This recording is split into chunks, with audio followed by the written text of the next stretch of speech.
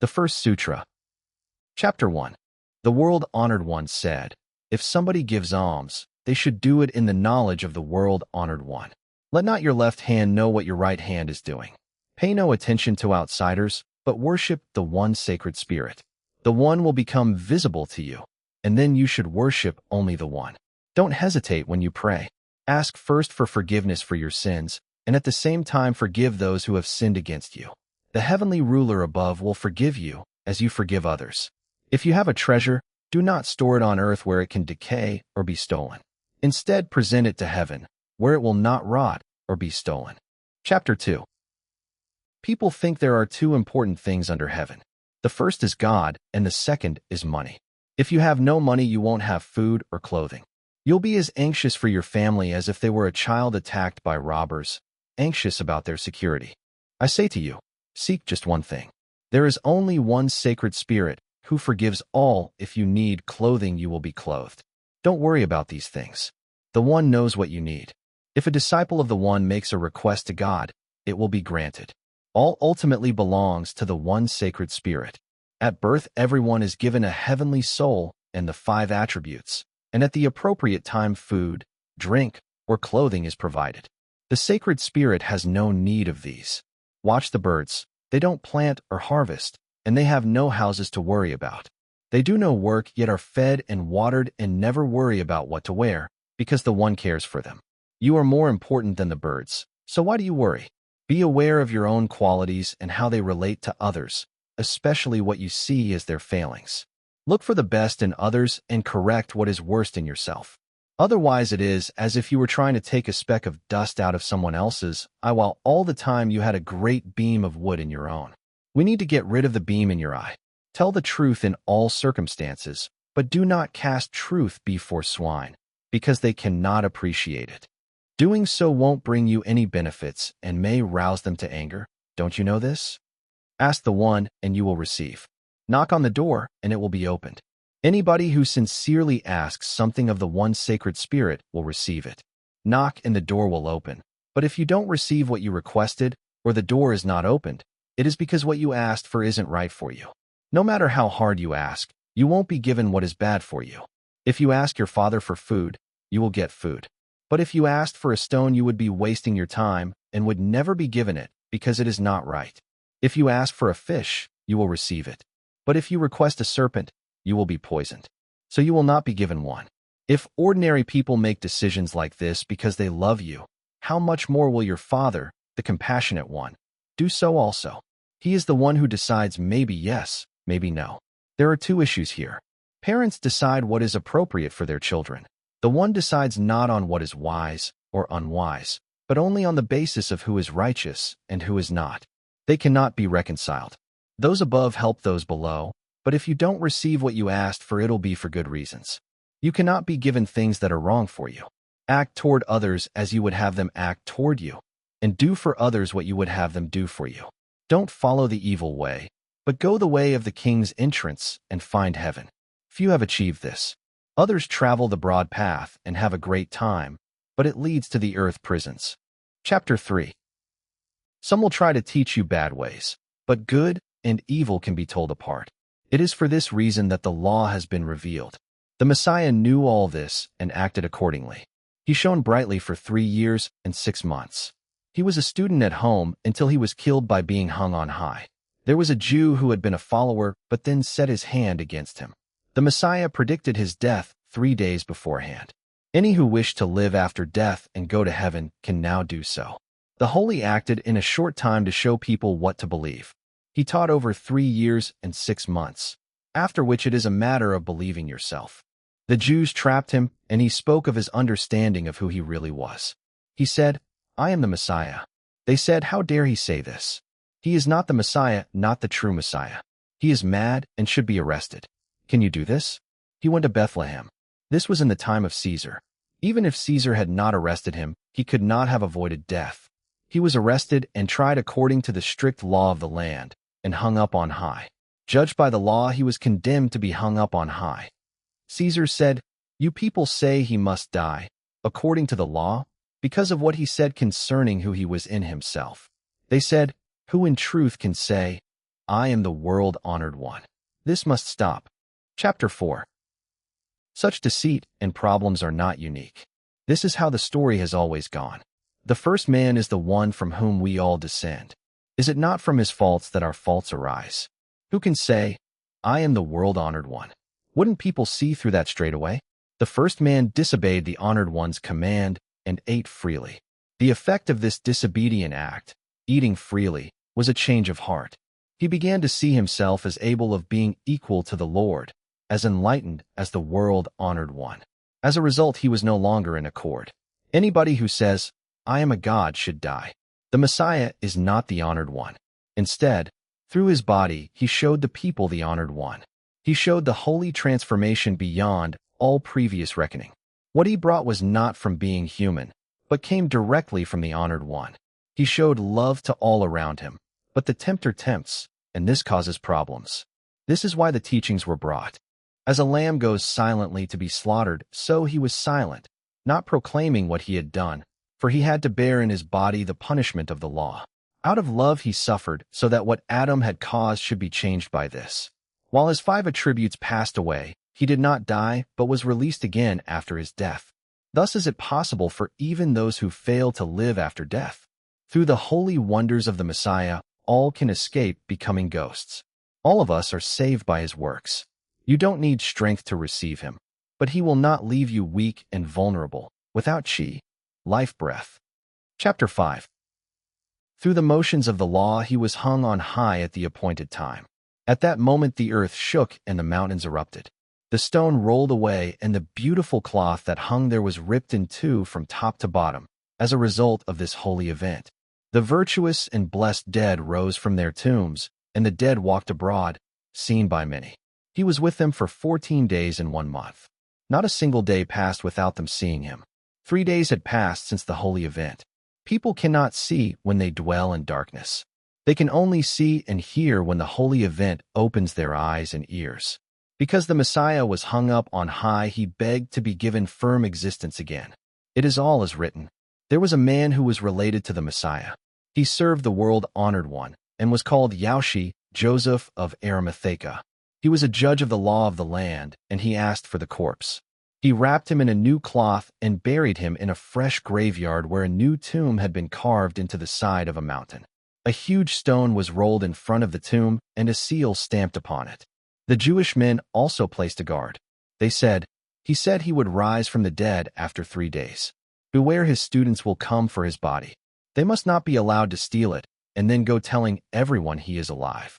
As a result, the Jewish men guarded the tomb for 3 days, watching the sealed place carefully. There were female followers of the Messiah, and these women all saw the following. By the tomb stood a flying immortal sent by the world-honored one and dressed in white, as white as snow. He appeared by the guards, coming down from heaven to stand beside the great stone. The guards went into the tomb, but could not find the body. The flying immortal told them to go and tell the Jews what they had seen. The Jews bribed the guards to keep silent about what they had seen, but the guards spoke of what the one had done, that the Messiah had risen from the dead. Some women followers, obeying the law, came to where the tomb was. A number of Jews also came at dawn on the 3rd day to the same place. It shone with bright light, and the Messiah had gone. The women went to tell all his other students what they had witnessed. As the first woman caused the lies of humanity, so it was women who first told the truth about what had happened, to show all that the Messiah forgave women and wished them to be treated properly in future, for he appeared and confirmed all they had said. He came to them all at their place of prayer, so that his students, and then the whole world, should know the truth. Everyone who saw it went away talking of this. His disciples knew what to do. He told them, "Go out and teach everyone. Baptize them in water and sign them in the name of the Father, Son, and the pure wind to observe everything I have taught. Know this, I shall be with you until the end of time." Chapter 6. It is revealed that the Messiah remained here for 30 days after he had risen from the earth. He taught, "You have authority over all living things and will be understood by all." He promised that the pure wind would come from heaven on those that asked. He was seen in a bright light, and then he went into heaven. A mighty compassionate wind came with true kindness to perform the great and holy transformation. Everyone saw this. But evil spirits were roused to evil actions and maliciously attacked all that humanity had been given, throwing everything down to the ground, destroying all that had been gained. The world-honored one was distressed, and the evil spirits raised their hands against the people, causing terrible suffering and driving them away from the world-honored one. Yet all who have faith will be saved. Those who have no faith, this is because the evil spirits make it impossible for them to see. Everyone can see the enlightenment. The true law brings the religion to those who trust. So have no fear, not even of death. You will live as the Messiah lives. Those who believe will be raised after death from the yellow springs, afterlife, every one of them. 10 days after the Messiah ascended to heaven, he sent the pure wind upon his disciples. From heaven he observed the enlightenment the pure wind brought to his disciples. It came as fire upon them. Through the pure wind they were inspired to go out and take the true faith to all. They took the teachings of the Messiah and helped people see the world-honored one, who sent the one from the Father to come down from heaven. This was the Holy One, the one who suffered for us and brought us freedom. He died, but after 3 days he escaped from the hold of death through the action of the world-honored one's chi. Nothing like this has ever been heard of before. Chapter 7. Everything in the world has been created for the Messiah. Before him nobody had ever heard of the dead returning to life. Through this law, all can be raised back to life from the yellow springs, to live forever after judgment. Every living thing will be judged. Those who accept the words of the Messiah will live in his realm. Worship the world-honored one, and you will dwell with the Messiah and the Father in the heavenly palace. This will be such joy and happiness. Nothing will pass and nothing change. The one who was sent by the Father, the world-honored one. If you do not worship him, you will end up worshiping evil spirits. You will be impure and unclean, and you will be dragged into the darkness of the earth prisons. From there you cannot return to the good place, but must dwell with the great evil ghost, Satan. To show enlightenment, he descended from heaven and taught the true religion so truth would prevail. His disciples were not just men, but were created anew by the world-honored one. In the name of the Messiah, these disciples healed and tended to the sick. The great evil ghost called Patu, who lives on the dead, turned the world against the disciples and stirred up trouble for them. He pursued the disciples across the face of the earth. They even seized the Jews. He instituted terrible persecutions of both young and old. Bethlehem is in the land of the Jews, that is, in the west. And here even the king turned against the truth, saying that he was Lord. The Jews were defeated, many killed or scattered across the world, helping to make more disciples for the Messiah. Those who declared for the world-honored one and served the world-honored one were hated. Yet most people just wanted to continue to believe. Most of the Messiah's disciples were martyred and their nation was destroyed. Consequently, many followed with greater enlightenment and saw the true way. This holy event was for all on earth and came from the world-honored one. People need to do right and avoid wrong. The world-honored one seeks to save all. This is what all the kings and founders of holiness have sought. But in Bethlehem and in Persia the believers were killed and evil laws passed against them. Those who protested were destroyed. Those who survived in Bethlehem did so only because of the world-honored one. The evil ghost spirit makes people create false deities, but the world-honored one sent the Messiah. The world-honored one caused the holy event to touch many throughout the world. Thus did all become clear and falsehood disappear. Seeing this, the Messiah came down from heaven. This physical manifestation took place 641 years ago, and now everyone across the world believes. All can see what has been achieved. You may have been taught that people cannot save themselves. This is why the heavenly honored one sends the spirit force to all places to save everyone. It goes to all that live and teaches the truth. This is different from what the various deities and spirits do. The Messiah chose ordinary people to be his disciples. The true religion comes from heaven, and I teach it. Know this. This is not the way of the holy founders and kings. They chose their disciples from the rich and powerful and control things through petty people. The Messiah follows the true law of prayer and liturgy. All will be done, and everyone will know this is what the one sacred Spirit wills. This holy law is of the house of the one sacred Spirit. The one sacred spirit will save anybody who wants to be saved. The soul returns to heaven if it obeys the path of the law, that is, not to trick people, fool, or deceive, and not to say false things or do wicked acts. This is the law. Those who wander from the true way are sinful and follow not the path of the one sacred spirit, but rather a false way. It is possible to return to the truth, though, for the world honored one can bring you back. There is no other true way that people can walk. Any other way is judged to be false. Its followers are as bad as those who worship the sun, moon, stars, or even the fire gods. They follow the evil spirits and will go to the fiery earth prisons forever. This is because they need greater faith. If they don't follow the one sacred spirit, they will dwell with evil spirits and other hell dwellers and ghosts. This is as written in the sutras drawn from the true law teachings of the one sacred spirit. When the time comes for all life to end, evil spirits will seize people and judgment will come from heaven for all to see. All that is wrong will increase. This is why the one sacred spirit took a body and came teaching, saying, I am the Messiah. For 3.5 years I came. For 3.5 years I struggled with the wicked deeds of the evil ones, and everyone could see this clearly. Now act virtuously, and those who have no faith will be unable to withstand the judgment of the heavenly honored one. These are the evil ghost spirits. All this the Messiah and the one sacred spirit watch closely from heaven. When the world ends, the dead will be raised and judged. Those who believe the teachings, who act virtuously, and whose hearts follow the true way will go to heaven. There you will be happy forever. Those who know of the true way of the one sacred spirit and have read the good book, but do not follow this or the one sacred spirit's commands, will dwell with evil spirits and ghosts in the earth prisons, and serve the evil ghosts forever. In these earth prisons they will suffer in a great fire which burns without end. Listen to this, you who wish to be saved.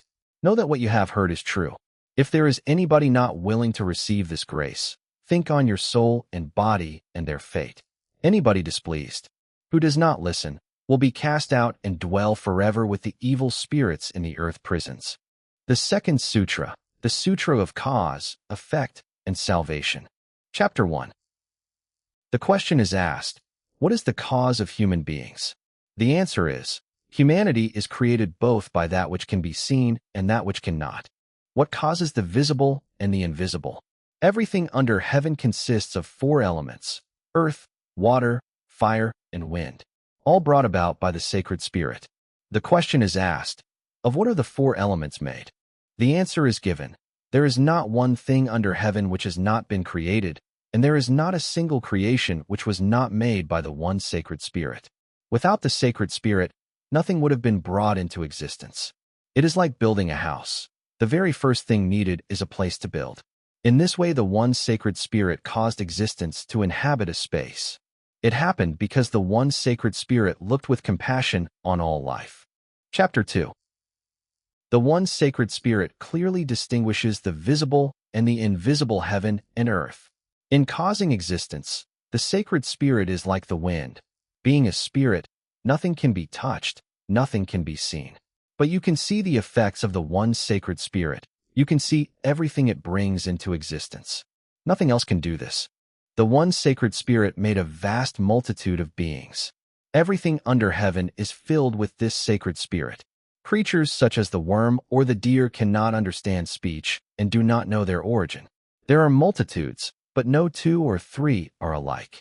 Not everything under heaven is visible. People sincerely believe that the invisible is the gracious action of the spirits. But it is important to distinguish the multitude of living things because no spirit could create such diversity. So many millions of beings, visible and invisible, each containing 2 characteristics created by the one sacred spirit. All people have these 2 aspects. The first has no understanding of the teaching, the other does. If they were one, would there be any understanding? Without there being the 2, how could the sacred spirit create human beings? No one knows. Everything under heaven has these 2 qualities created by the sacred spirit. The one sacred spirit made the 2. Everything under heaven has 2 natures, and everything is united under heaven. The 2 natures are body and sacred spirit. These 2 reside in all existence under heaven. It is not only heavenly spirit, it is body as well. But the body only lives for a short time, whilst the heavenly soul lives on in the power of the one sacred spirit and never decays. It is this power of the one sacred spirit which animates all people. Chapter 3. The soul has 5 skandhas. These are form, perception, consciousness, action, and knowledge. Everyone can see, hear, and speak. Without eyes you cannot see, without hands you cannot act, without feet you cannot walk. Just as 1 and 2 are united, so is everything mutually dependent. The sun and fire are 2 united in 1. Fire emerges from the sun. They share one nature, but without the sun there is no fire. They are of the same whole, yet are different, for the sun never dies, whilst the fire needs wood to keep burning. It has no inherent light of its own. Fire is not self-generating, yet the sun is. It is different from fire. The power of the one sacred spirit is like this. Different but the same but different. Thus the sacred spirit is different from human existence. The soul of a human being can only exist because of the 5 skandhas. Without the 5 skandhas, there is no soul.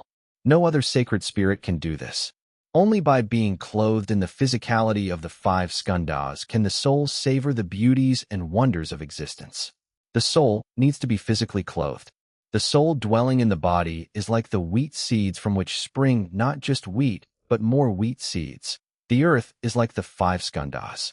The grain is put into the ground and is thus able to grow. It produces more seed. This is natural and requires neither manure nor water, just a gentle breeze. This is like the soul and the body. It does not require food, drink, or clothes. Heaven and earth will pass away, and the ghosts of the dead will come back to life. The souls of the dead will once again be clothed by the 5 skandhas. But this time the 5 skandhas will be perfected, needing no food to sustain them nor clothing to cover them. The souls will exist in complete happiness, untouched by physical needs. It will be similar to the existence and happiness of a flying immortal, or like having the knowledge to speak with powers. Everything under heaven feels happy if body and soul are happy. Such a union of body and soul creates happiness. Chapter 4. A visitor came to this world uniting body and soul. He was happy in this world without troubling his spirit. The union of body and soul was made by the sacred spirit of God. Just as flavor creates food, so the chi, life breath, creates the body and soul. All this comes from God. Venerate God, and all will be as it should be and will become clear to you. Whatever you do in life will have its karmic impact upon your soul and will affect the physical life of the soul. The visitor brought the 5 skandhas and the soul together and dwelt in our world. No matter how poor or inadequate the 5 skandhas, they will be enhanced if the soul is rich with karma. There can be no doubt that the 5 skandhas are dependent on the bounty or otherwise of the soul's karma. The 5 skandhas are like modeling clay, while the soul is the sculptor. This is why soul and body together make one being. To know the sacred spirit is true knowledge. But the world does not understand this. This is not surprising because both knowledge and soul were created before the world began. They are eternal, and the world is not. Knowledge and soul are as they were in the past, are now, and ever will be. So it was that he existed before existing in his mother's womb. But to change your karma, you must exist in this physical world. A person can only change his karma residue by being born again into this world. Do good, and you will live to be in the world beyond this world. The other world can be found by doing acts of karma in this life, by living properly in this world. This world is like a mother's womb in which you are shaped for the world to come. All creatures should know that the karmic consequences of what is done in this life will shape the next life. All under heaven must understand this clearly. It is clear in this world. All eyes can see and can see clearly. All manner of sounds can be heard by those alert enough to do so. All kinds of fragrant smells can be smelled by those determined to do so, and all sorts of food can be enjoyed by those whose mouths can savor the tastes. Anything can be undertaken by those with hands. But in the next world, none of this is relevant. It is only relevant to the world you enter physically through your mother's womb, and the 5 skandhas can only be formed in a mother's womb. This world is the only place to decide your next birth. There is no other way forward. Do good in this world to enter the next. It cannot be done elsewhere. Chapter 5. Do not worship ghosts. Virtue can only be practiced in this world. The one sacred spirit controls everything, and you should do as the spirit demands, good deeds in this life. This is the only world in which you can perform good karma. Don't think about any other world. All acts of merit and benevolence must be performed in this world, not the next. Be charitable here, because in the other world you can't be. So being aware of this, become open-handed and not tight-fisted and narrow. You can only be charitable and generous in this world, not the next. So rid yourself of the evil and poison in your heart, and abandon all your bad thoughts and jealousy. You can only do it in this world, not the next. With peace of mind, worship God in this world, for it won't be possible in the next. Worship God with all your heart, and your sins will be forgiven. You can do this now, but not in the next world. You will reap the consequences of this life in the next world, but can do nothing once you are there. This will bring happiness. It is how the one sacred spirit designed things and left it for us to choose. There was no other way to free us from sins but for him to enter this world.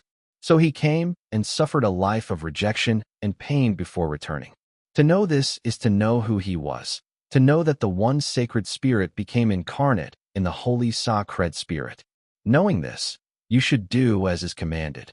Follow these teachings and worship the one sacred spirit. A benevolent act done in the knowledge of this suffering is the only truly benevolent act, acceptable only by these teachings and none other. It is like building a house. The house needs firm foundations, or it will be useless. If people wish to be virtuous, they should follow the commands of the one and only sacred spirit. Understand that the one sacred spirit presides over all existence to be venerated. Strive to do what is right, and be grateful for the grace you have received. To sing praises, to chant and worship and encourage others to do so is highly virtuous. Always do good and keep your heart pure. Remain true to God. Unless you realize this, all your virtuous acts will fail, just as the house, without firm foundations, will fall. As soon as the wind blows, the house is gone.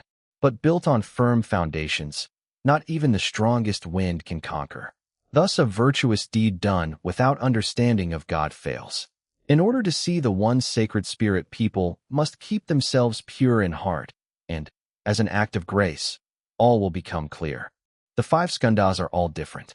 Yet the 5 skandhas with body and soul are all as one. They all become strong and worship the one sacred spirit for their creation and for the image they have been made in.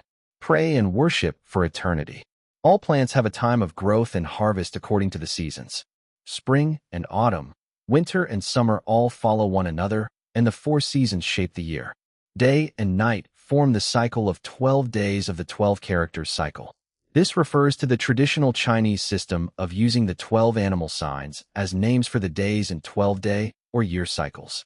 This happens through the benevolence of the one sacred spirit who is holy. The wisdom of God is without origin. It is changeless and immutable. This is naturally so. Chapter 6. The law and teachings of the one sacred spirit are better than any from our earthly rulers who call themselves sons of heaven. Ordinary people and those of Jewish faith know about opponents. Evil ghostly spirits try to lead people away from the true course. They make them unable to hear or see the truth. People thought they knew what to do from the teachings of other spirits and deities. They did what seemed right, but they were easily confused and drawn into evil by bad spirits. They did not know how to find the true center.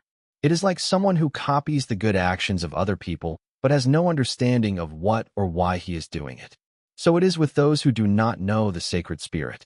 They can never have good fortune.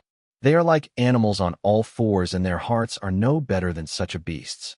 Thus they cannot comprehend, and because there is no true discernment or understanding, they can find no chance of the compassion of release.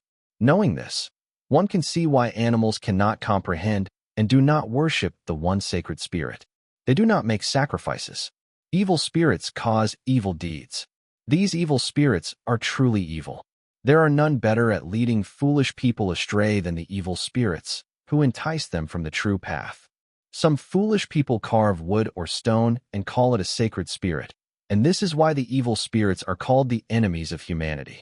If people know good from evil, they will be safe, but if not, the evil spirits will trap them. Bad deeds come from the evil spirits. But if anyone could calm these spirits and bring them to understand the truth, then they could be enlightened and all would be as happy as flying immortal. The evil ones turn to the path of evil. Then there are the foolish ones who, despite knowing what is right, do evil acts. Such people are no better than the enemies of humanity and are foes of the one sacred spirit and the people. By such actions they are cast out. They lose their true home and are sent to the region where evil dwells. Thrown out of the three places, they dwell with the spirits. The leader of these is the one known as the cruel evil ghost, Satan, which is the name foreigners give to the most powerful of evil spirits. The effect of the evil ghost spirit's force is to turn people from the true way. Those who follow the ways of the spirits are called scions of the ghosts. They are like malignant spirits who turn people to the evil way. Thus they are cast out from heaven. Evil forces blow across the world, threatening all. People fall under the influence of these spirits, and these evil forces oppose their good nature and stay in their homes to trap them forever. The worst of these is called San-Nu Satan. Foreigners have described this being as a ghost. It constantly strives to trap humanity. All these evil ghosts and spirits were cast from heaven's light and went down the evil path. The evil spirits hate it when people do the right things. So they never cease their attacks on those who worship the One. They work endlessly to do evil, and through evil to make people follow the evil way. Many foolish people are thus seduced to stop worshiping and following the one sacred spirit with all their heart. Their words become wicked. Such a way leads to the central of three evil paths, guided by the evil spirits. They are doomed to be reborn into the world with a worse position in life, trapped in the 10,000 kalpas, ages, from which there is no escape from rebirth. The evil spirits concentrate on evil and only see evil and think evil. Over and against this, in the four quarters under heaven, there is the one who encourages good. Yet in the four quarters under heaven, there are also evildoers. They try to trick people into following the evil way, the work of evil spirits. Therefore, turn to the one sacred spirit and find true holiness in your actions. The first treatise on the oneness of heaven. The third sutra, the Sutra of Origins. Chapter 1. Every living thing comes from the one sacred spirit. Everything originates in the one sacred spirit. All that can be seen is created by the one sacred spirit. So it is that we know all is created by one sacred spirit. Everything visible and invisible is caused by the one sacred spirit. From this we can see that all that exists has its origin quite clearly in the one sacred spirit. Because of this, heaven and earth are stable and nothing changes. Heaven has no need of support to stop it falling down. If it wasn't for the one sacred spirit, how could it stand? If the one sacred spirit was not, what would keep heaven and earth firm? This shows how the one sacred spirit has truly mysterious powers. No tent pole holds up heaven, yet heaven cannot remain where it is by itself. It does so because of the one sacred spirit's power. Were we to see the tent pole supporting heaven, we would believe in the one sacred spirit's powers. In fact, it is the one sacred spirit at work. Chapter 2. Humanity is seen as dwelling between heaven and earth. Yet humanity is restless. Indeed, the world is a restless place. Trying to find security in this world is like looking for calm waters. But where can such calm waters be found? When the wind is still and the earth doesn't shake or fall, we can see nothing moving. Yet the one sacred spirit is at work. It is like an archer. We see the arrow fly and fall, but cannot see the archer himself. Even though we cannot see the archer, the flying arrow tells us there must be one. It is the same with the one sacred spirit. Because we see heaven and earth stand secure and firm, we know that the one sacred spirit exists. We cannot see the one who holds up heaven and earth, but we know that such a one must exist. An arrow falls to the ground once it has used up the force it was given by the archer. Likewise, by seeing that heaven and earth remain stable and do not fall, we know the power of the one sacred spirit is still at work in all life. Heaven and earth exist because of the one sacred spirit. This is not the work of any other spirit. No one can see the sacred spirit, but there are two aspects. These can be compared to having hands and feet, one on the right, one on the left, two up, two down, with no difference between them. That is what it is like with the two aspects. From the one sacred spirit, the other spirit came, but with nothing to differentiate it from the one sacred spirit, like hands and feet. The one sacred spirit contains all. There is no second or third. Uncreated, unborn. It is impossible to see the one who holds up heaven and earth, but we can see that the one sacred spirit feeds and sustains all life. As there is one master in the house, so there is one heavenly soul in each body. More than one master in a house is not good. Likewise, each person only has one heavenly soul in their body. It is not possible to survive if one has two or three. One master per house, not two or three. Chapter 3. So it is that there is one sacred spirit to sustain heaven and earth, not two or three. One sacred spirit to contain heaven and earth, invisible as the heavenly soul in the body. No one can see the heavenly soul in the body, though everyone would like to see the heavenly soul. The great holy intelligence is as the void, emptiness, and thus invisible. The one sacred spirit itself is as all-pervasive as the heavenly soul is all-pervasive through the body. All below heaven have but one sacred spirit, whose palace is heaven and who is intangible. The one sacred spirit is not confined to one place, is not to be found in two or three places. The one sacred spirit is everywhere, between one moment and another in two places at once, as if here in Persia or between Persia and Bethlehem. The being and actions of the one sacred spirit are everywhere, no beginning and no end. Creation is like this, also no beginning and no end. This power is without boundaries, arising from wu-wei actionless action, and from creationless creation, there being no stage 1 and stage 2. So the one sacred spirit is the embodiment of wu-wei, originless origin, and non-substantial substance. Therefore do not ask whether all that is also partaker of this wu-wei, this beginningless beginning, this absence of sense, timeless in time. The one sacred spirit simply is, existing in wu-wei, being in beinglessness and beyond touch. Existing in non-existence, never extinguished into non-being. All that exists does so as the manifestation of the beingness of the one sacred spirit. The one sacred spirit exists and moves in perpetuity. The one sacred spirit is uncreated and is the essence of all existence and can never be emptied. All under heaven can see this, though some claim not to, just as some can discern the heavenly soul. Some have this understanding, others do not. Those who understand can see the two aspects, the two seeds of being, the heavenly soul and the sacred spirit. The human being and the spirit come from one root. The spirit and heavenly soul create the true human being. No body, no human being, no heavenly soul, no human being, no sacred spirit, no human being. Nothing to be seen under heaven exists of itself. This is the meaning of two aspects, one root. The visible world is one aspect. The invisible one sacred spirit is the other aspect. There is no existence without the non-existing, unending spirit. All that lives does so by the one sacred spirit. Untold numbers, and all go back to the four elements. All that has life, know in your hearts that this is so, and by grace understand how to do that which is good. Everything that is born must die. Everything that lives exists only because the winds give it life. When it is time for life to end, the winds depart from the body. A person's heart and mind are not their own, but are created by the winds. The wind's departure is a time of great distress, but nobody can see the winds at that time.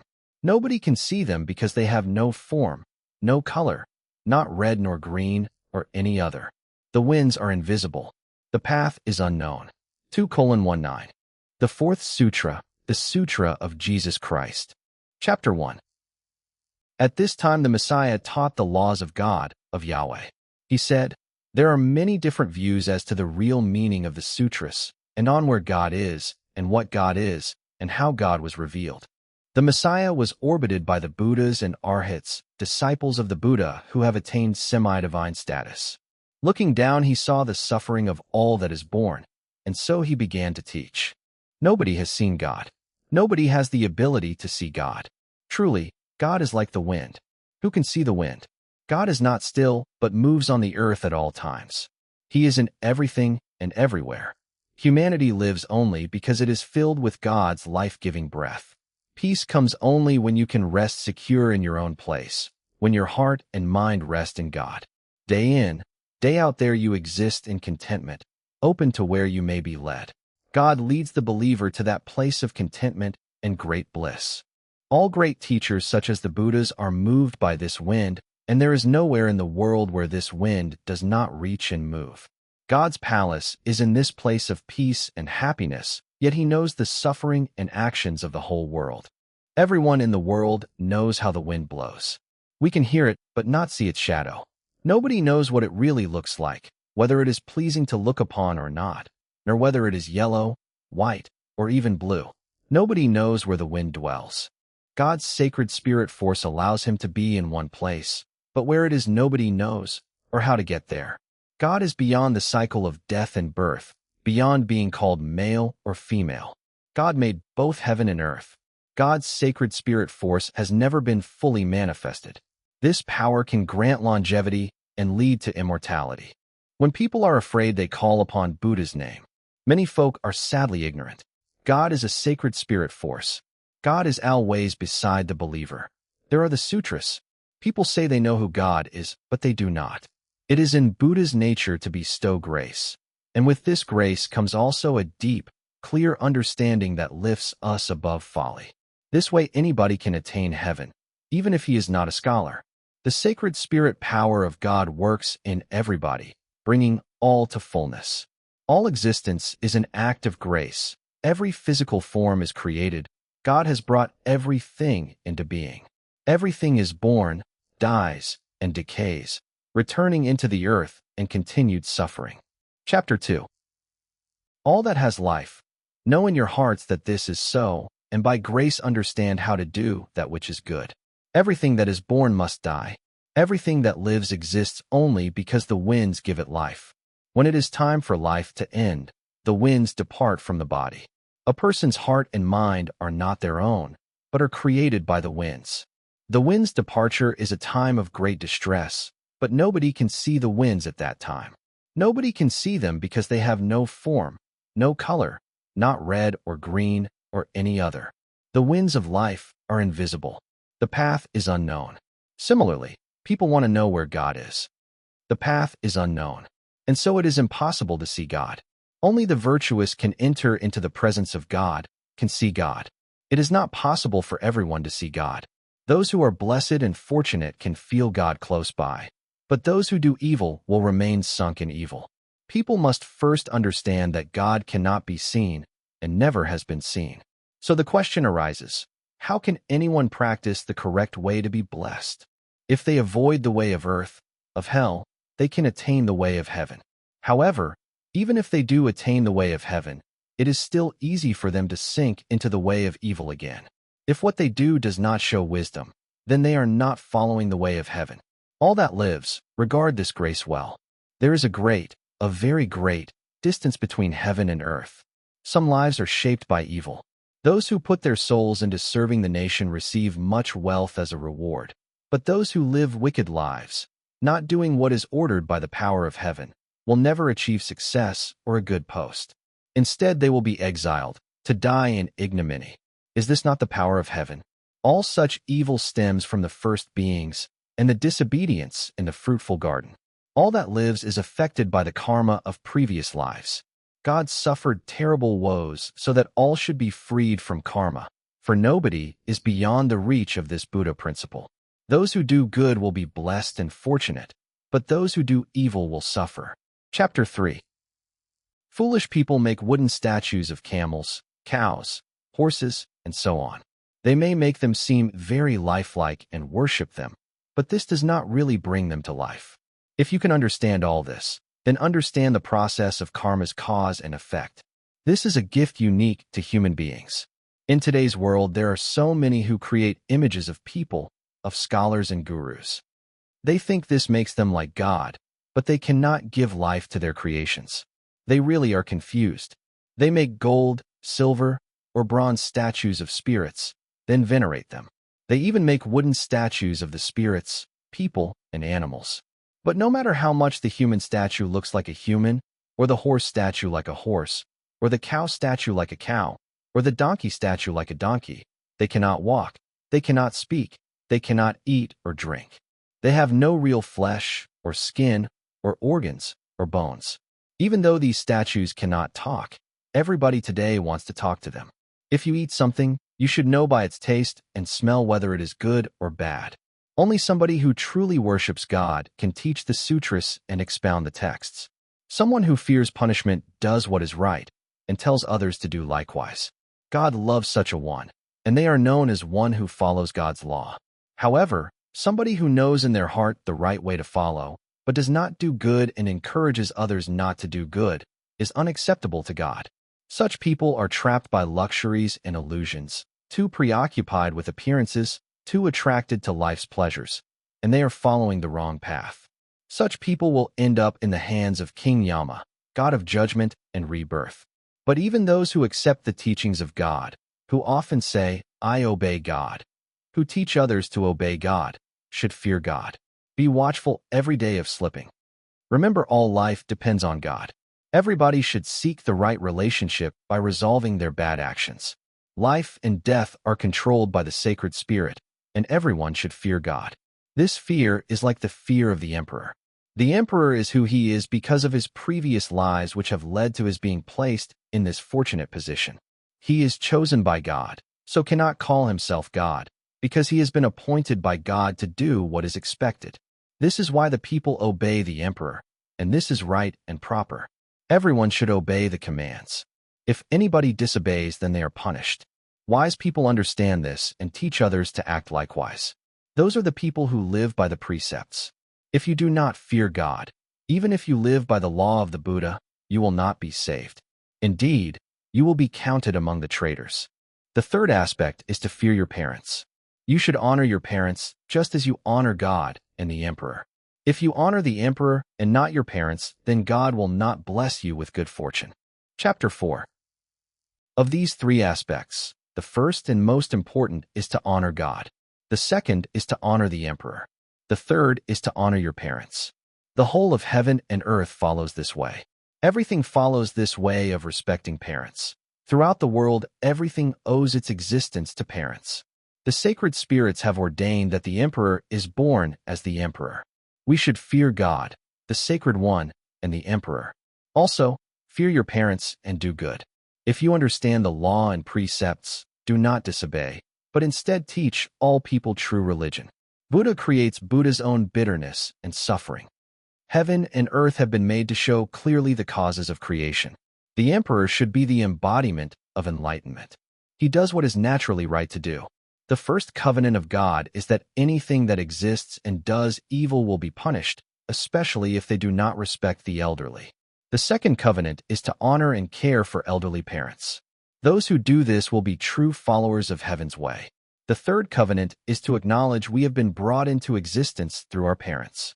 Nothing exists without parents.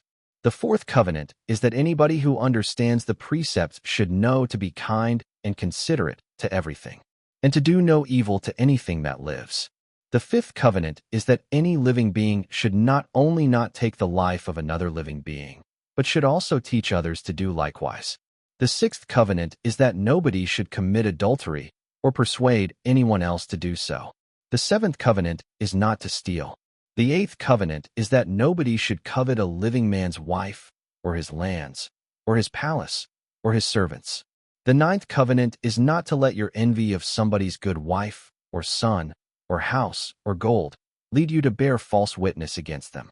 The 10th covenant is to offer to God only that which is yours to give. But there is much more than this. Do not bully those weaker than you. Do not despise those more powerful than you. If someone is hungry, even if he is your enemy, care for him, forgive and forget. If someone is hardworking, help and support him. Clothe the naked. Do not abuse or try to deceive your workers, especially if you have no real work for them.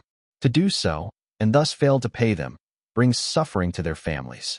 If you see someone abusing their workers like this, know that the sacred spirit will severely punish them. If a poor person begs for money, give generously. If you have no money, have the courtesy to explain why you can give only a little help. If someone is seriously ill or handicapped, do not mock, because this is the result of karma and not to be ridiculed. Do not laugh at poor people in rags and tatters. Do not obtain anything by deception or force. If someone is arrested, tell only the truth. Never try to use false means to achieve anything. If someone who is alone, or a widow, or orphan, brings a complaint against anyone, their quest for justice should not be hindered. Do not boast or brag. Do not cause dissent and strife by picking quarrels, arguments, or fights, and do not side with one party against another. Someone who has power and authority should not abuse it to make things go his way, so do not use your influence with authority to win a case. Keep quiet. Those who follow the precepts should be charitable and humble. Turn away from evil to good. Doing good will save you from tribulation, so do good to all. Those that do so, and follow the covenants, are those who know the precepts. If while studying the sutras you come to believe, then you have received the precepts. If you study, but do not believe, then you have not received the precepts. All rests ultimately with God. Our saintly ancestors, both great and small, will stand before us and judge us in the end. The first thing is to obey God. God protects all that lives. Everything that lives does so as a result of this. It is forbidden to take a life even for a sacrifice, for these teachings forbid taking any life. All sacrifice and slaying of the lamb is to be offered for the sacred spirit's blessing and forgiveness. If any living being does not follow this, does not do good or sets out to do evil in secret, God will track them down. God will not look with compassion on such behavior, but God does look with compassion on those who turn away from rejecting God and doing evil. God responded by coming to promote good deeds and replace the former law. Chapter 5. So God caused the cool breeze to come upon a chosen young woman called Mo Yin, who had no husband, and she became pregnant. The whole world saw this and understood what God had wrought. The power of God is such that it can create a bodily spirit and lead to the clear, pure path of compassion. Mo Yin gave birth to a boy and called him Yisu, who is the Messiah and whose father is the cool breeze. Some people claimed they could not understand how this was possible, and said that if the cool breeze had made Mo Yin conceive, then such a child must have been created at the bottom of the world. If the emperor sends a command, all loyal citizens must obey it. God looks down in compassion from heaven and controls everything in heaven and earth. When Yisu the Messiah was born, the whole world saw a bright mystery in the heavens. Everybody saw from their homes a star as big as a wagon wheel. This mysterious light shone over the place where God was to be found. For at this time the one was born in the city of Wenli Shikin, Jerusalem, in the orchard of Bethlehem. After 5 years had passed, the Messiah began to talk. He did many miraculous and good things while teaching the law. When he was 12, he assumed the holy word and began teaching. He came to a place of running water called Shunan, Jordan, so that he might be given a name. Thus he came to one called the brother who dwelt in the wilderness and who, from his birth, had never eaten meat or drunk wine, but instead lived on vegetables and honey gathered from the wilderness. At that time many people came to the Messiah, bringing gifts, and worshipped him. These people were deeply troubled. The Messiah went to them, bringing the precepts. When he emerged from the waters, the cool breeze visited him from heaven, and a voice proclaimed, "This is my son, obey him." The Messiah showed everyone that the way of God is the way of heaven. He spoke the words of the sacred spirit, telling people to renounce evil and talking about doing good. This began when he was 12, and he preached until he was 32. He found people who were living evil lives and brought them back to the way of goodness, the true way. He instructed his followers, especially his 12 disciples, and traveled the land teaching and healing. Those departed from this world were restored to life. The blind were able to see. The crippled and sick were restored and able to walk. Those troubled by ghosts had them cast out. Some of the sick were healed simply by asking, others by holding on to his gown, but all were healed. Those who do evil and do not recognize the true way or the words teaching of God's religion, as well as the unclean ones, can never be truly saved, not today or even in this generation. The scholars, fearing the Messiah, attacked and denounced him, but the people believed his holy teachings, so he could not be taken. The evil ones schemed together, pretending to be speakers of truth and purity. They tried to slander him, but could not trap him, so they went to the great King Pilate, wanting him to kill the Messiah. The Messiah ignored all this and continued teaching the people about true religion and how to do good. He became famous.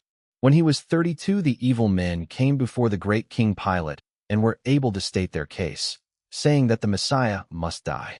The great king said that he would not kill him, as there seemed to be no clear case against him. The seekers of evil in this affair argued that he must die, because otherwise what would become of us?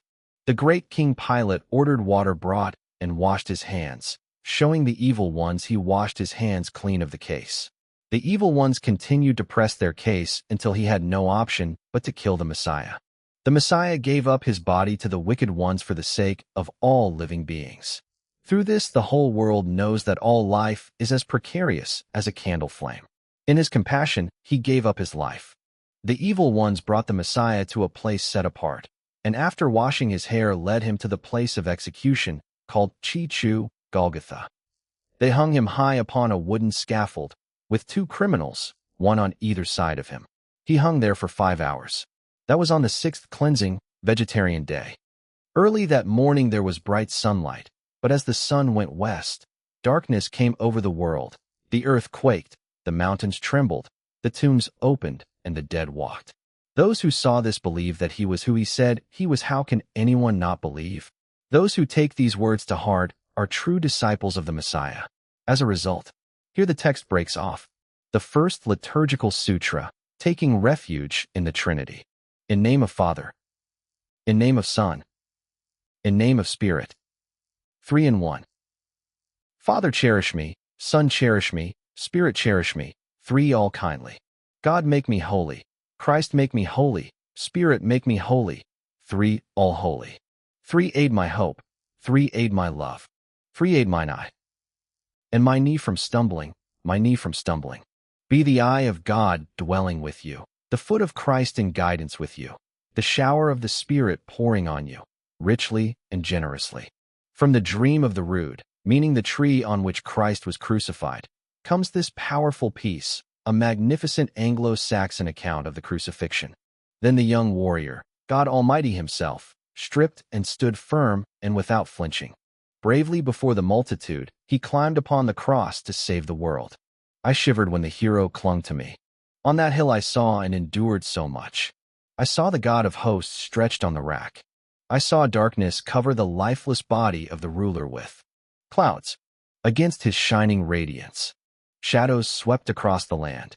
Strange powers moved under the clouds. All creation wept, weeping and moaning for the death of the king. For Christ was on the cross. The Taking Refuge Sutra uses terms that show how sophisticated the church had become in less than 90 years after its arrival. In comparison with the centuries that Buddhism needed to develop a truly indigenous theology and terminology, the Eastern Christians' achievement is remarkable. For instance, this sutra contains phrases such as jade-faced one, exalted as the sun and moon, a wonderful image. In Chinese imagery and context, jade is the most highly prized material, even more loved than gold. It is imperishable and incorruptible, and thus stands as the supreme metaphor for purity and eternity. An emblem of immortality, jade is occasionally used in connection with the bodhisattva Avalokitesvara, Kuan Yin in Chinese, the goddess of compassion, who is generally accepted by cultural archaeologists and mythologists to derive much of her imagery and iconography from Mary, the mother of Jesus. In this particular phrase, the Church confidently and poetically employs powerful symbols and gives them a distinctive but intelligible Christian significance for the Chinese. Another phrase used in the sutra, the 100 Ways, refers to the many different schools of thought active at the time and is a very positive image in Old China, where diversity of ideas was valued. The use of the Buddhist term Dharma kings or lords captures the idea that these saints, who are listed in the sutra, taught the law that triumphs, the teaching that saves. Dharma means teaching in Sanskrit, showing their importance as truth-bearers. This sutra avers that the endless cycle of rebirth is broken and remade into a new cycle that reunites one with God. No longer do you need to fear the horrors of the earth prisons and reincarnation. Because this is clearly a liturgical sutra, I have taken the liberty of breaking it up as I think it might have been used in a service. The terms priest and congregation do not appear in the original Chinese. The Jing/Syrian Christian liturgy of taking refuge in the three. All reverence to the great holy compassionate Father of all things Yahuwah. Priest, O radiant jade-faced one, exalted as the sun and moon. We know to practice peace in our hearts through you. This whole gathering unites in singing to you, honored one. All, the great law is now the heavenly wheel of returning to you. Worship the Dharma Kings. Begin with the Sutra of Dharma King John. Then continue with the Sutra of the Psalms and the Path of Grace Sutra. On the second day in the 5th month of Hai Yun, Su Yun of the Dechin religion of light in the great holy oneness of the Dharma, a monk of the Dechin monastery at Shacho, Kensu, wrote this faithfully for the faithful. Your virtues are greater than those of all the holy ones and Dharma lords. Congregation, the laws of compassion save us all, echoing through the world like a tolling golden bell. Priest, great holy lawgiver, you bring us back to our original nature, and the souls that are saved are countless. Divine compassion lifts them up from the dust, redeeming them from the saddened realm of ghosts. Congregation, the 100 ways bring us clarity and kind-hearted mercy. Priest, now I draw close to our holy compassionate Father, the one who creates salvation. See the angelic spirits crossing the ocean of Dharma. Triumphs, the teaching that saves. Dharma means teaching in Sanskrit, showing their importance as truth-bearers. This sutra avers that the endless cycle of rebirth is broken and remade into a new cycle that reunites one with God. No longer do you need to fear the horrors of the earth prisons and reincarnation. Because this is clearly a liturgical sutra, I have taken the liberty of breaking it up as I think it might have been used in a service. The terms priest and congregation do not appear in the original Chinese. Dechin/Syrian Christian liturgy of taking refuge in the three. All reverence to the great holy compassionate Father of all things Yahuwah. Priest, O radiant jade-faced one, exalted as the sun and moon. We know to practice peace in our hearts through you. This whole gathering unites in singing to you, honored one. All, the great law is now the heavenly wheel of returning to you. Worship the Dharma Kings. Begin with the Sutra of Dharma King John. Then continue with the Sutra of the Psalms and the Path of Grace Sutra. On the second day in the 5th month of Hai Yun, Su Yun of the Dechin religion of light in the great holy oneness of the Dharma, a monk of the Dechin monastery at Shacho, Kensu, wrote this faithfully for the faithful. Let us praise Yahuwah, great Father and mysterious One. Let us praise the Messiah, His Supreme Son. Let us praise the Holy Spirit, who witnesses divinity, these three beings creating as one. Let us praise the Dharma. Dharma King John, Dharma King Luke, Dharma King Mark, Dharma King Matthew, Dharma King Moses, Dharma King David, Dharma King of Easter, Dharma King Paul, Dharma King of the 1,000 peacock eyes, Dharma King Simeon, Dharma King Mar Sergius, Dharma King George, Dharma King Mar Barsama, Dharma King Simon, and the 24 Dharma King Hanana, Dharma King Hosea, Dharma King Michael, Dharma King Silas, Dharma King Gur, Dharma King announcing teachings John. Let us praise the constantly bright Supreme Happiness Sutra, the Sutra of Origins, the Sutra of Subtle Peace and Happiness, the Sutra of Heavenly Treasures, the Sutra of Psalms, the Sutra of the Message of Grace, the Sutra of the Origin of Life, the Sutra of Understanding Truth, the Sutra of Precious Brilliance and of Revealed Teaching, the Sutra of Charity and the Origin of the Soul, the Sutra of Broad Teaching and of the Three Levels, the Sutra of Discipline, the Sutra of Grace, the Sutra of Proclamation, the Acts of the Apostles according to Luke, the Sutra of Paul's Dharma and of Zacharias, the Sutra of George the Monk and of Anakilia, the Sutra of Ceremonies and in praise of the Three Powers, the Sutra of the Laws of Moses and of Elijah, the Sutra of Bethlehem and the Announcing Dharma King, the Sutra of the Messiah, Creator of heaven and earth, the Sutra of the Four Gates and of Revelation, the Sutra of Mar Sergius and of the Cross and of hymns. Let us praise them. Chapter 1. A transcript of the teaching given when the Eternal One Jesus taught in the great preaching place of purity and clarity, addressing all who had escaped from the realm of desire. To his left and right and all around him, people sat listening with deep reverence. They wanted to hear the words that would save them. Simon spoke up and said, "We didn't know the truth, and we need salvation." The Messiah replied, "So good. Everything that exists needs the true law, and every kind of person can find what's just below the surface, buried deeper than our eyes. The truth is like looking at the white of the moon in water. If the water is cloudy, you can't see it clearly. It's like burning straw in a fire. If the straw is wet, the fire can't burn brightly. Spiritual life can be hidden and dampened like this. So, Simon, if anyone wants to follow the way of triumph, they must clear their minds and set aside all wanting and doing. To be pure and still means to be open to purity and stillness. As a result, you can intuit the truth. This means that the light can shine, revealing the workings of cause and effect, and leading to the place of peace and happiness. Simon, know this. I carry myself in strangeness, in words that can reach out north, south, east, and west. And if I am everywhere in the world, then I don't know how I am. If I am truly in my words, then I don't know what I signify. If a person has a made-up name, no one really knows who he is. Trying to know and to see are irrelevant. Why is this? People struggle trying to figure it all out. This struggle creates the desire to do something. Doing creates movement, which results in anxiety. Then it is impossible to find rest and contentment.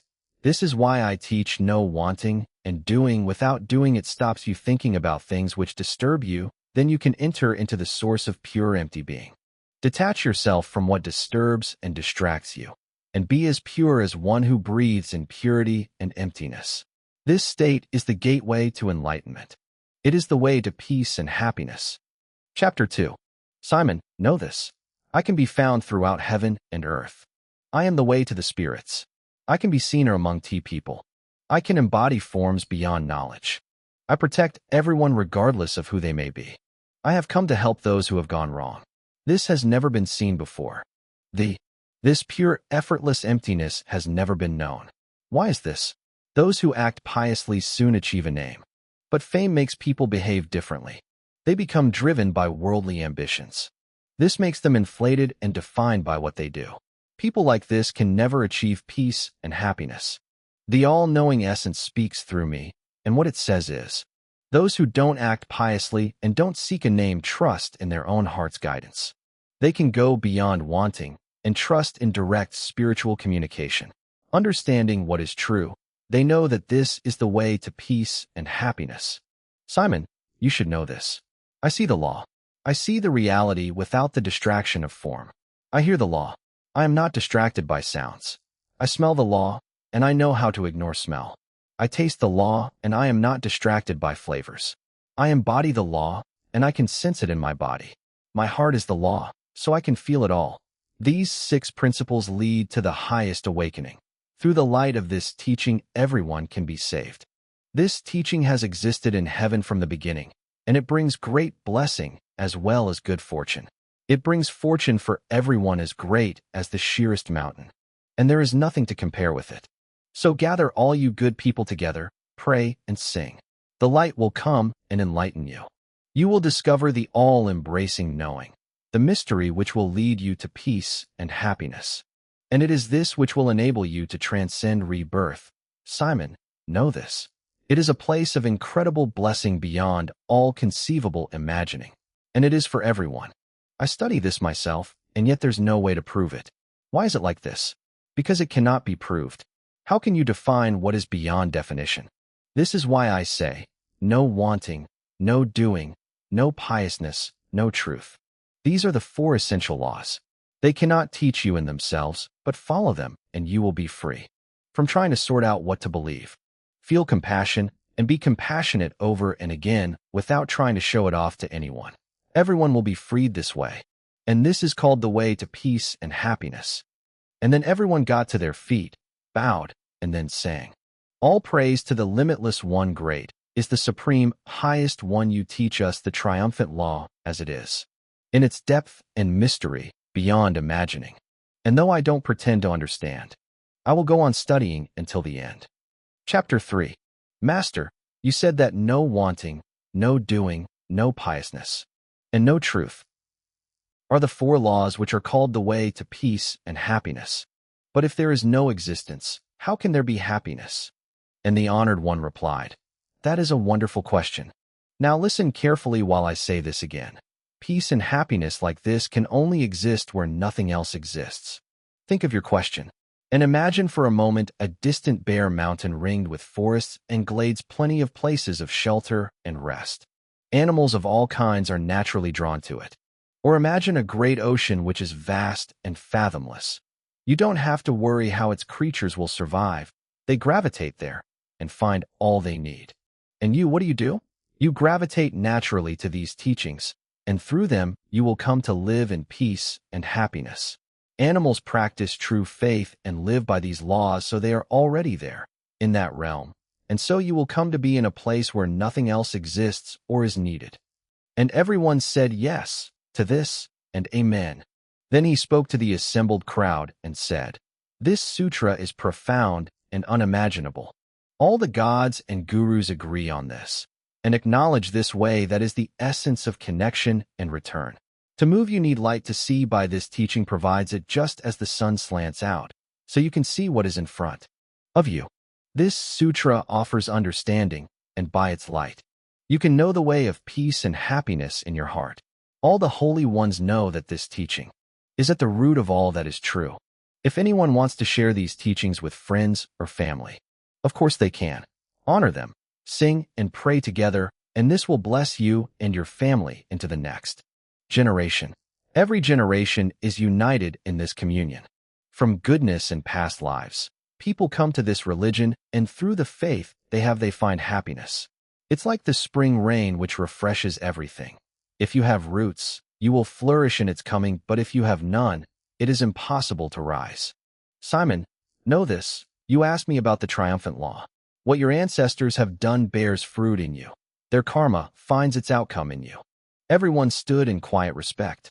Then they praised the Eternal One again. What mercy, what amazing compassion! There is no one higher than you, Great One. Be present in your love and protect us, guide us. You have watched over us for generations, saving our fathers and forefathers, and daily bringing people to share in peace and happiness. But some of us are lost and need to be led back. And the Messiah said, what you say is true. It is like a precious mountain. Its translucent jade forests and fragrant pearl fruits are food for those who thirst for healing. We'll tell you a story. There was a sick man who heard people talk about this precious mountain. Day and night he longed to reach it. The thought never left him. But the mountain was high and miles away, and he was very crippled. He longed to realize his dream, but he couldn't. But he had a close relative who was wise and resourceful. And this man had scaling ladders brought and steps cut, and with some friends he levered and pushed the sick man up until he reached the summit. And there, he was healed. Simon, know this. People coming to this mountain were confused and unhappy because of their worldly desires. They had heard the truth. They knew it could lead them to the way. So they tried to scale this mountain, but in vain. Love and faith had all but died in them. Then the compassionate, knowing one came, like the close relative, and taught them with skill and sincerity, so they knew that he is the scaling ladder and the steps cut in stone by which they can find the true way, freed of their weight forever. Chapter 4. There are 10 laws for observing the world, and they are all useful. What are they? The first way of observing the world is to notice how people grow old and sick. No one escapes this. It's like being a traveler. He will stay wherever he can lie down for a night. He doesn't care too much whether the bed and food are the best. And so it is between us and our bodies. Once we go, we leave all this behind. No one here gets out alive. The second way of observing the world is to see that the family we love we will also have to leave, just as the leaves of a tree fall in autumn.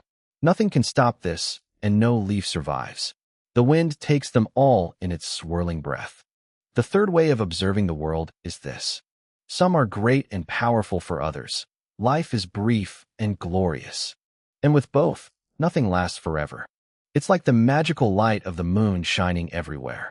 All it takes is a cloud to drift across it, and the light is dimmed or eclipsed altogether. The fourth way of observing the world is this. Some are bullish, provoking everyone they meet, while others exploit those who are weaker than they are. The fruits of the church the great liturgical sutras. And in the end, both can be killed in an instant. They are like moths drawn to the flame. They fly straight at it thinking this is it, and then they suffer. The fifth way of observing the world is this. There are misers who do nothing but accumulate wealth. They wear themselves out with no end of pain, and they can't take any of it with them. They are like little clay bottles filled with sea water. How can you hope to catch the vastness of the sea in something so tiny? The sixth way is this. The sex-obsessed, fantasizing about having it all the time. Even though they're left frustrated and depressed. They're like a tree invaded by termites being eaten away until the wood is so rotten. It collapses, threatening anyone in sight. The seventh way is to drink and party, sleeping around in such a mixed-up state that you don't know what is real and what is a dream. You're like a pool of water that has been churned up.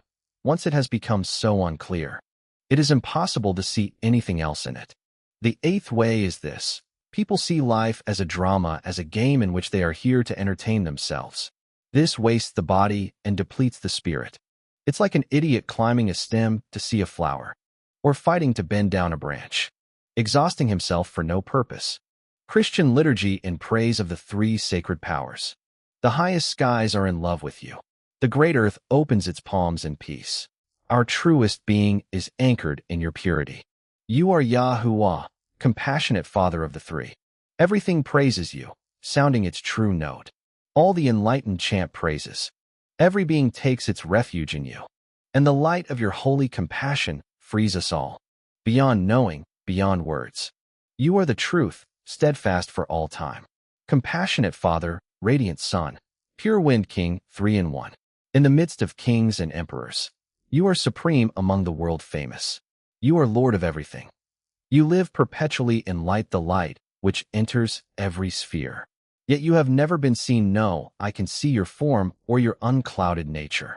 Among all spirits you alone are unchanging, making all that is good, beyond reckoning. The root and essence, the thing itself. Today I reflect on your compassion and grace. I delight in your delight, which covers our land, Messiah. Great Holy Son of the Honored One, as countless of the suffering are saved, Supreme King, Will of Ages. Compassionate, joyous Lamb, loving all who suffer. Fearless as you strive for us. Free us of the karma of our lives. Bring us back to our original nature, delivered from all danger. Divine Son invited to stand on the right of the Father.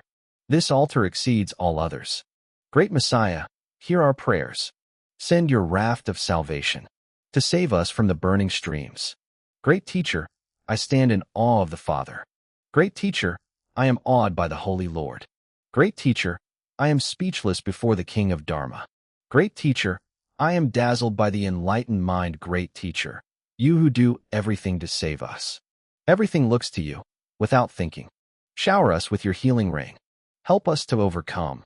Give life to what has withered, and water the roots of kindness in us. Great Holy World Honored One, Messiah, as we love our Father, boundless sea of compassion, and the clean pure wind, whose clarity cleanses through the law, reaching beyond all grace. The Jing Religion of Light Sutra of Praise to the Three Powers, Father, Messiah/Son, and Holy Spirit.